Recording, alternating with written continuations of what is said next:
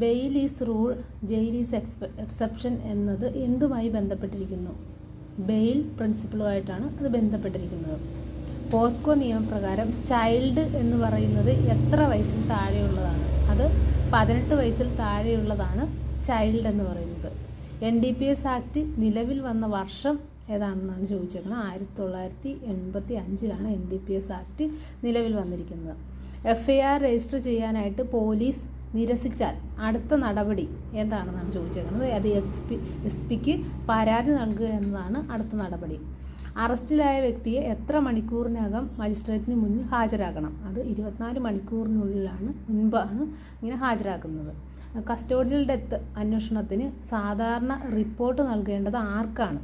അത് national human rights കമ്മീഷനാണ് അത് പരാതി കൊടുക്കേണ്ടത്. സെക്ഷൻ 302 എന്തുമായി ബന്ധപ്പെട്ടതാണ്? അത് മർഡറാണ് സെക്ഷൻ 302 എന്ന് പറയുന്നത്.